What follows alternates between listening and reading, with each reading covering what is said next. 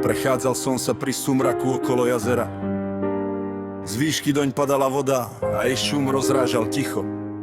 Čerešňové lupené klesali pomaly jeden po druhom a hladina ich prijímala bez odporu. Mesiac svietil jasne a vtedy som ju uvidel. Stála po členky vo vode, mesačný svit sa jej zachytával vo vlasoch a dlhé kučery vyzerali, ako by ich obopínalo niečo neviditeľné. Tvár mala bledú, pokojne usmiatú, oči živé, hravé, presné. Biele tričko po lakte sa jej vlnilo vo vetre, čierna sukňa sa hýbala spolu s ním a jesený Vánok sa jej pohrával s vlasmi, ako by ich poznal lepšie než ja. Celé to pôsobilo zvláštne čisto, nenábožne, skôr pravdivo, ako keby sa nebo na chvíľu rozhodlo zostúpiť nižšie. Hovoril som si, čím to miesto je. Vodou? Mesiacom?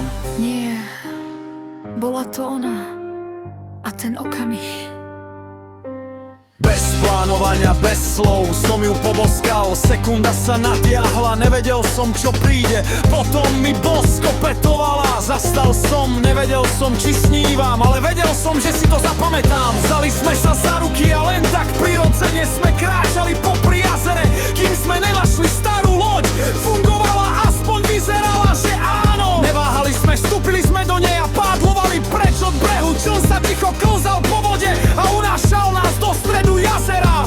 Hviezdy hore, ticho okolo, potom zvuk, ktorý tam nemal byť. Voda.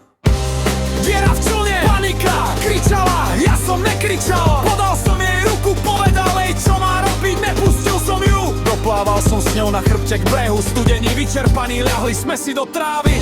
Majiteľ lode pribehne s dekami, bez výcitiek, len rýchlo, nech nezmrznete a čaj horúci. Sedeli sme zababušení, para stúpala z hrnčekov, povedal, že loď bola prehnitá, že sme mali mať rozum. Chcel som sa spýtať, či ho hnev hreje viac než nás chlad. Usmial sa, pokrutil hlavou. Nie. A vtedy mi došlo, prečo sme sa neutopili. Nie kvôli sile, nie kvôli šťastiu, ale preto, že niekedy ťa život pustí až na dno, len aby si pochopil jednu vec. Nie každá loď, čo vyzerá pevne, ťa unesie. Nie každá diera je viditeľná vopred a nie každý, kto ťa zachráni, ti musí najprv niečo vyčítať. Niektoré veci sa rozpadnú, aby si zistil, kto pri tebe zostane. A niekedy má prehnitá loď lepšiu pointu než bezpečný breh.